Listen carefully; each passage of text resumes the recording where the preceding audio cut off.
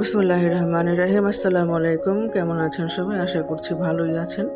তো অনেকদিন পর আজকে আবার ছোট্ট একটা ভিডিও নিয়ে আপনাদের সামনে হাজির হয়েছি। আমি ফারজানা হোসেন। তো এইখানে আমি পটল কাটতেছি। আমি খুব সিম্পল একটা রান্না আজকে কমপ্লিট করব। অল্প সময়ের মধ্যে, আমার হাতে খুব একটা সময় নেই, জাস্ট 30 মিনিট সময় নিয়ে এই রান্নাটা আমি কমপ্লিট করব। তো এই রান্নাটা শুধুমাত্র পটল আর আলুগুলা কাটতে যতটুকু সময় লাগে অতটুকু সময় হাতে রাখলেই হবে। আর এই পটল আর আলু সেদ্ধ হতে এখন তেমন একটা সময় নেয় না। তো 30 মিনিট সময় এনাফ এই রান্না কমপ্লিট করার জন্য। তো দুপুরে আপনারা যারা হাতে সময় খুব কম থাকে অনেক সময়, তারা সহজেই এই রান্নাটা কমপ্লিট করতে পারবেন। তো আমার পটল কাটা শেষ, এখন আমি আলু লম্বা লম্বা করে কেটে নিতেছি। তো আমি পাঙ্গাস মাছের সাথে আজকে এই পটল আলুর তরকারি রান্না করব। একটুখানি কাঁচামরিচ ফালি করে নিলাম, কয়েকটা পেঁয়াজ আমি কাটবো, আর রসুন নিচে আমি পাট শাক রান্না করার জন্য রসুন আর পেঁয়াজ লাগবে। তো সব কাটাকাটি কমপ্লিট করে নিয়ে আমি রান্নাঘরে চলে যাব। এখানে একটা মশলা রেডি করব। এটা হলো রসুন কয়েক কোয়া, জিরা আর একটুখানি ধনিয়া। এই একটা মিশ্রণ দিয়ে আমি এই রান্নাটা কমপ্লিট করব, আর অন্য কোনো মশলার ব্যবহার করব না।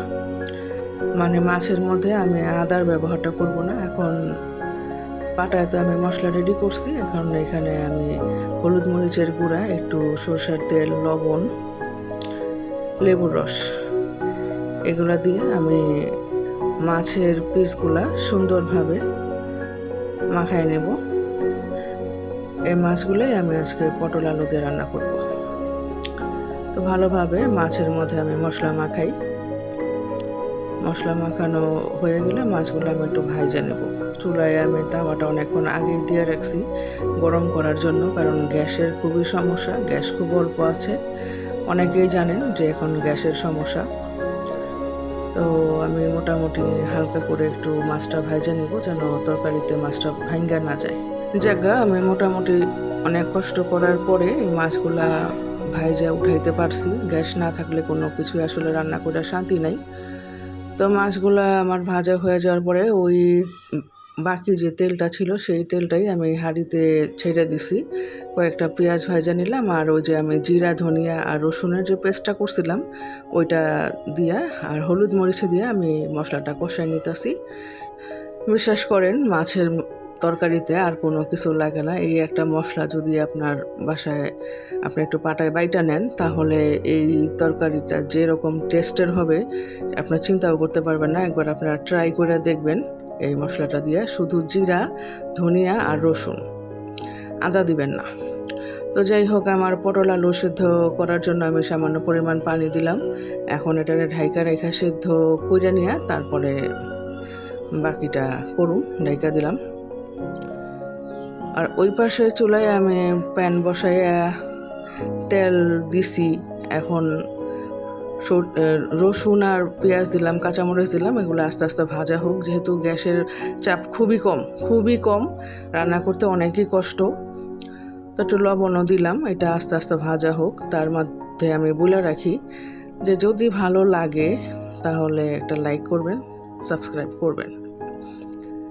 আর এই পাশে আমার সবজিটা সেদ্ধ হয়ে গেছে, এর মধ্যে আমি এখন মাছগুলো দিয়ে দেবো।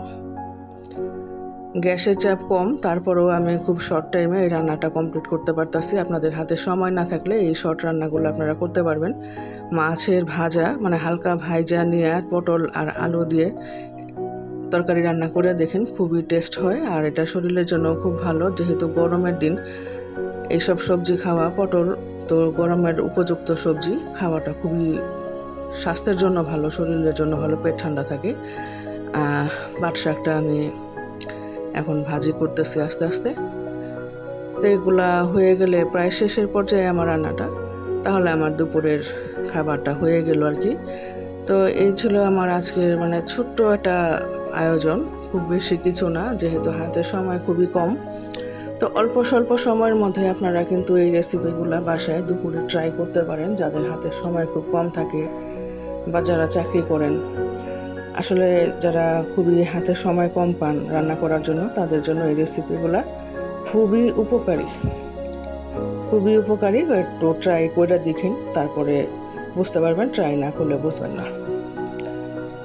পাট শাক রান্না হয়ে গেছে, এটা আমি একটা বাটিতে সার্ভ করলাম। তরকারিটাও আমার হয়ে গেছে, এটা লাস্ট ফিনিশিং। আমি গ্যাস অফ করে দিছি। তো এখন আপনাদেরকে আমি একসাথে দুটারে দেখাই, দেখেন কত সুন্দর লাগতেছে। তো আমরা কথা বলতে বলতে কিন্তু ভিডিও শেষ পর্যায়ে চলে আসছি। দেখা হবে পরে কোনো আরেকটা নতুন ভিডিওতে। ততক্ষণের জন্য খোদা হাফেজ।